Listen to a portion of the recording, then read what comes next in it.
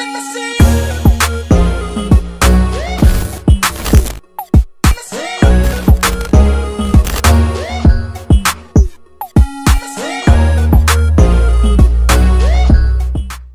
guys, welcome to Fanbase TV. This is News Xtra. My name is Calvin FNK. Don't forget to follow us on various social media handles and let's get interactive. Subscribe to our YouTube channel, turn on your notifications so you can easily access us wherever you are all around the world. So we're bringing in the extra stories that are trending for the past couple of days now on social media.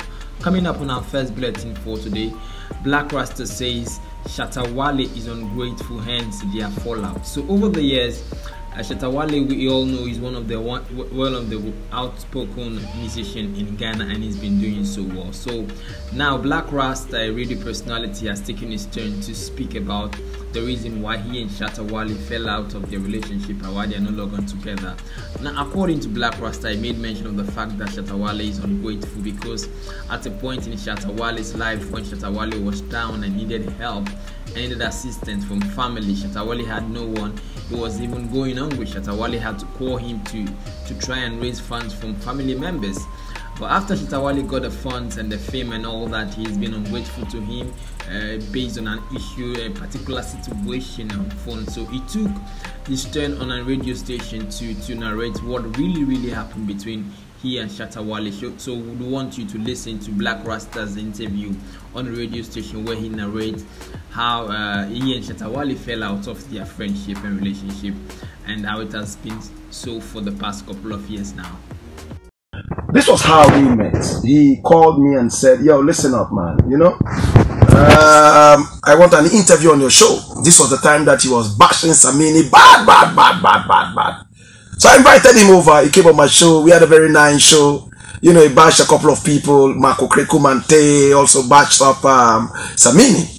And then I realized that this brother was so talented. Then I had just released my Barack Obama tune. Yeah. I gave him the instrumental. He killed it right in the studio. We still have that interview, you know. And right after that, that was it. So one day he called me and said, listen, Blakk Rasta, there's one of my uncles. He's so rich. That guy, he loves you. Right now, I'm suffering. I don't even have anywhere to sleep. There's nobody wants to play my music. Nothing is happening for me. If you can help me, go with me to my uncle and talk to him. I'm sure he will be able to help me. That was the time he released a song called Musician Politricksters. You know, where he mentioned a lot of musicians who were, doing politics, you know. Yeah, man. So he came over to me and I went with him to his uncle. And true to his words, his uncle was all over me, so happy. He's called Uncle Rocky. Wherever you are, Uncle Rocky, big up yourself. And he gave him money to produce his music, his album, and even gave him a place to sleep. Now, you know, that was it. And after about a year, he called me and said the uncle had kicked him out of the house. I said, why? I called the uncle said, well, he was over there, all the drug addicts were coming to I'm quoting the uncle. All the drug addicts were coming to the house and I didn't like it. For that matter, I had to kick him out. So I called him, at that time called Bandana. I said, this is what your uncle is saying. Oh, how true is it? He said, oh, it's not true, but it's okay. I'm okay. I have some other friends that I am with. It's okay. But thank you for whatever you have done for me. That's what he said. Then he brought me some songs, a lot of songs. There were about 6-7 songs. And I liked just one song. And that was Mama. This is for Mama, you know, which I used to play regularly. I wasn't hearing from him. All I heard was he granted an interview. He granted an interview to, I think, Lagazi, King Lagazi. That was when he said that, oh, yo, Blakk Rasta and the rest are hypocrites, and I gave him a whole, you know, 7 songs, and he's playing only one song, and blah, blah, blah, blah. I was like, wow, is this how ungrateful this guy can be? Is that how ungrateful you can be? You not use that opportunity to tell them that I matched you all the way to your uncle. He gave you all the money and I never even took a penny from you. I drove you all the way back. Then you didn't have a car. You see, I didn't like it, and but I didn't tell him anything. So that was Blakk Rasta speaking about how he and Shatta Wale fell out of their relationship, narrating, saying that Shatta Wale is ungrateful. But at the end of the day, that is his part of the story. Shatta Wale has not come out to give his own part of the story, so we can't really say, okay, so that is exactly what happened. well, at the end of the day, that's one side of the story. We need to hear Shatta Wale part. So I'm very sure Shatta Wale over at the end of the day will give a banter to this, or will give a response to this, because we all know he's very, very outspoken. Wishing all the very best on that one. Now, away from that, I paid my wife's bride price with my fooling money, Clemente Suarez. So remember in a subsequent bulletin, in a previous bulletin, we made mention of the fact that Clemente Suarez tied the knot over the weekend, and he celebrated a very great traditional marriage with his new bride. And he's come out to reveal that that particular celebration was done out of money he's made from his fooling money. When he talks about fooling, he's talking about how as a comedian, he's a comic actor. He's one of the finest comic actors in Ghana, and he's made mention of the fact that he's made his money out of his fooling money. So if anybody is thinking that Clemente Suarez made money out of one huge deal or the other, he's saying he made it out of fooling, and he's gradually used fooling money to successfully pay his wife bride price. We wish him all the very best and congratulations to him once again. Now, away from that, talking about Wiyala. So remember in our previous update, we brought a report on how Wiyala says she's out, her eyes are open on and are set on any man out there who is willing to marry a young lady, especially underage girls. So now Wiyala is saying that she's accusing some bloggers of twisting the child marriage report or story, saying that she never said she as an individual, but she was indicating that the general public's eyes is rather on an individual who tries to want to get involved in marrying a child, which is saying no or calling an end to child marriage. She indicated that this particular on a particular video, she indicated that she was directing it exactly to one of Ghana's leading bloggers, Iron Felix, and she made mention of the fact that he twisted the story, singling her out as the sole person who is saying that. But this is a fight that is coming from everybody, not just from her. So we have a video to that. We would want you to watch this. Hi, my name is Wiyala. About this whole child marriage wahala. While a lot of bloggers out there are posting and helping spread the word and, supporting positively, others are beginning to twist the story. This is going out to Zion Felix. Yes, I've seen your headline. I'm not happy with it.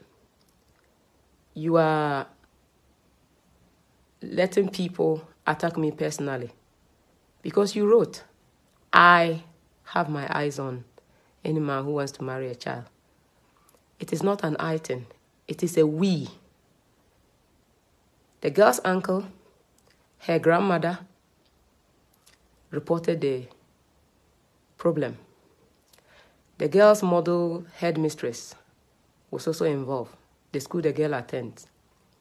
The police, CID of Fonsi, Mr. Ishmael and his men were also involved. And some of us were also involved so that we can add our voices and deal with this guy. Because this guy apparently, allegedly, yes, they'll say, is already married to 2 girls. And we didn't even know how he married those 2. And now he wants to add number 3. We needed to deal with him to also warn other people in the community. But when you start posting and twisting the headlines and making it an item, you're already causing problem because people are beginning to attack me personally. Because look at me, I think I'm a superhero coming to, say, please. Please. This will not stop me from saying no to child marriage. We'll keep fighting it. But please, we are all Ghanaians. And when the matter is very serious, let's help with the way we post. Those of you who are coming to ask and trying to be funny, who is a child? Do I know what these children know at this age? Do I think they are children? I'd like to ask you, are you a pedophile?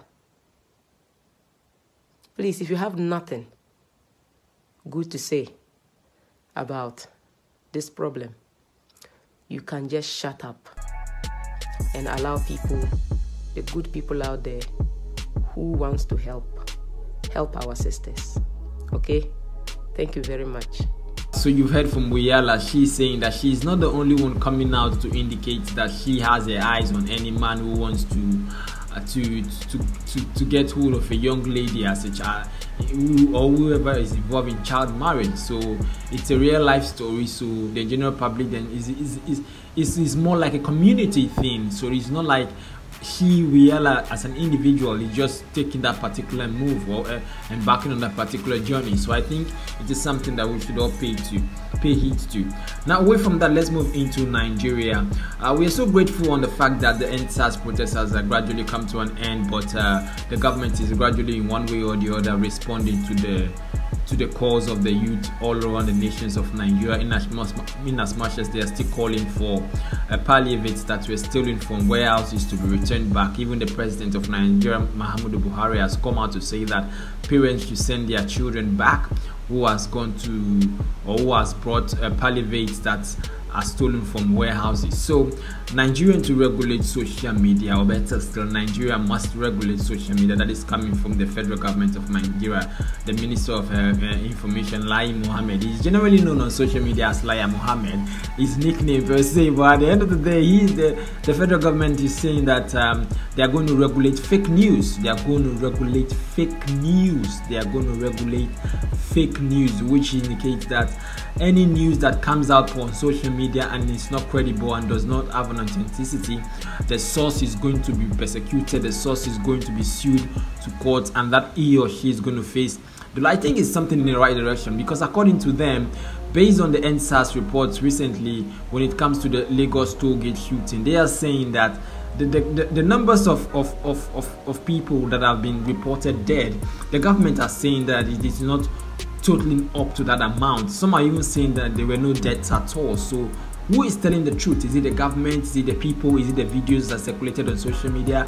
Are the videos real? So Nigerian government is saying they are going to regulate social media news to be able to separate fake news from the original news. That is what the Nigerian government is trying to put out in place right now. They've been trying to do this for the past couple of years now, especially in 2017. The government tried to regulate news on social media, but they've not been able to successfully carry that out. But I think it's something that if they're able to do, it might help the nation as a people. But we all know what we saw in the videos that were circulating on the social media when it comes to the NSAS saga. So if they're coming out to bring out a different story right now, it is their way of saying we want to make them sleep. We just want to allow sleeping dog lie.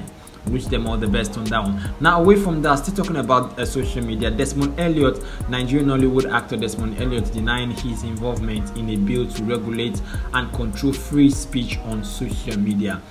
Now, still talking about social media, is still relating to the NSAS and how everybody came on social media to bombard the government, to spread out videos, to spread out experiences they've had with SARS and all that.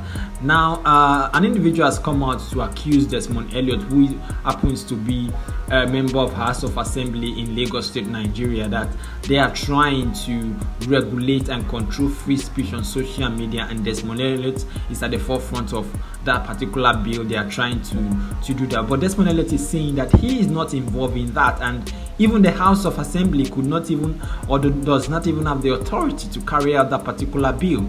So Desmond Elliott has a video to this, and we want you to also watch that as well. So he clarifies things, and he make it clear to the general public that he's not involved in such an act that is being planned on, or post that is being made by any individual. I think this is what the Nigerian government, the federal government, is trying to do when they say they want to regulate fake news on social media. We'll see how that pans out in the coming days. We just came out of plenary sitting right now at the House of Assembly, and before it finished, Dr. Olufumilayo now tweeted saying the Lagos State House of Assembly is developing a bill to regulate and control speech on social media. Desmond Elliott is said to be one of those pushing this. So the plan is to deny the Lekki massacre and then start arresting anyone. Please, I beg us, I beg everyone, this is not true. It's totally unfounded. It's Dr. Olufumilayo. Why don't you even verify? Aren't we going through a lot already? It's not true. Period. Now, away from that, still talking about a news extra right here on Fanbase TV. Now, comedian Crazy Clown survives ghastly car crash. So there are experiences in our life that if you've not been able to go through as a person, you won't be able to tell and bring out the best in those particular experience or show your concern. So one of the finest social media comedian, Crazy Clown, recently survived the ghastly car crash, and he went on social media to post the car of the video he survived, and he was thanking on the social media, singing praises, because at the end of the day he said he saw someone died in his eyes, but the only thing he had was just few fractures, but he survives, and we are all grateful to God that he was able to survive the ghastly accident. So he was saying that there are some experiences in life that if you've not been able to experience it first, and you hearing the story of others, see, sometimes he might just allow it to slide, but he experienced it first time not too long, and he's coming out to thank God, to wish him all the best, very best. And we ask him, if you're driving next time, brother, be safe, drive safely. Well done, and a good health to Crazy Clown comedian Nigerian. We wish him all the very best. Now, away from that, Jamaican dancehall singer Beenie rushed to the hospital after fainting at his mother's funeral. So this man could not stand the loss of his mother. I think his mother for him will be like a pillar in his life. So the mother demised over a couple of months ago. So the funeral was done not too long, and during the funeral he fainted and passed, and they had to rush him to the hospital. And he's a great musician in Jamaica. He's one of those who has taken the dancehall music in Jamaica to top notch. One of those who is giving the Jamaican music industry a new vibe. So he recently fainted and was rushed to the hospital at his mother's funeral. So we're going to be bringing you reports and updates on that when he's being discharged out of the hospital, because we're pretty much out of depression or out of pain or something. We'll wish him all the very best on that particular one. Now, finally, on today's bulletin, it's Wednesday, which is Woman Crush Wednesday. Who will be our Woman Crush Wednesday? So last week we had one of Ghana's finest actresses, but this week we are bringing you a social media sensation in Ghana, Jacqueline Mensah. So yeah, Jacqueline Mensah, you are our Woman Crush Wednesday. Jacqueline Mensah is a huge fan actually of Shatta Wale, and she happened to attend Shatta Wale's birthday not too long, and they both had a nice time together, hugged and celebrated and all that. Jacqueline is a comic actor. She's a comic actor. I love her. I wouldn't say personally I love her. I would say generally we admire her craft. So we are saying that this week our Woman Crush Wednesday for today is Jacqueline Mensah, and we wish her all the very best, and we pray that she continue to do what she do best to promote the entertainment industry. Go offline. Go YVAT.